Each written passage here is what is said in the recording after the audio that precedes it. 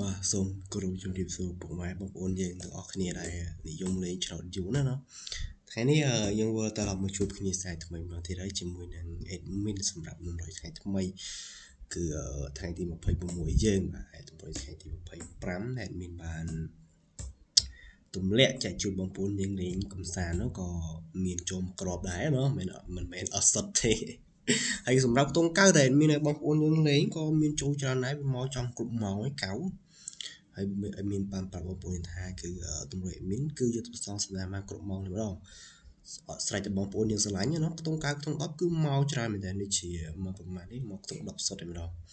ឥឡូវ admin សូមបង្ហាញលទ្ធផលមកពុកបងប្អូនយើងមើលតិចណាដែលមានបានដាក់តម្រុយបងប្អូនយើងលេងគឺនេះ91បងប្អូនគឺមកត្រង់ផ្លឹងតែម្ដង91មានបងប្អូនយើងលេងហើយចំណែក3លេខគឺ3លេខយើងគឺមកគ្រាប់ដែរតែវាមិនមែនមក4 6ណាមកជាមកប្រហែលទេមានភ្លេចបាត់ហើយនេះអត់ចាំដែរតែបាន skin shot ទុកឲ្យបងប្អូនយើងមើលណាហើយតម្រុយយើងគឺបានមកគ្រាប់ហើយគឺបាន91ត្រង់ផ្លឹងតែម្ដងអត់បាក់គុណទេហើយសម្រាប់មានឲ្យ9គុណឲ្យវាមក09ត្រឡប់មានបន្តិចដែរហើយអស់ហើយសម្រាប់តម្រុយយើងថ្ងៃនេះគឺមានតែប៉ុណ្ណឹងហើយយើងចូលថ្ងៃថ្មីតែម្ដងហើយមានសម្បត្តិតម្រុយថ្ងៃចាស់បន្តិចណាឥឡូវយើងចូលទៅកាន់លេខបុកយើងតែម្ដងមានលេខបុកមានតែមាន4ក្រដែរសម្រាប់ចែកជូនបងប្អូនយើងលេងណាមានសង្កេតឃើញនេះគឺជា50មកហើយមកចាប់ដើមមកតិចហើយអញ្ចឹងអាចយកស្អែកអីអាចមកទៀតណាមានបងប្អូនលេខ51 57 04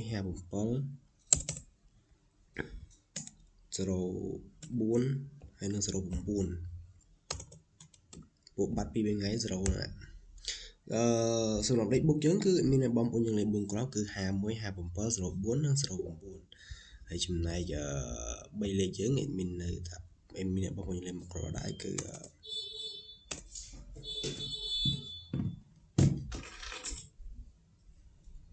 5 49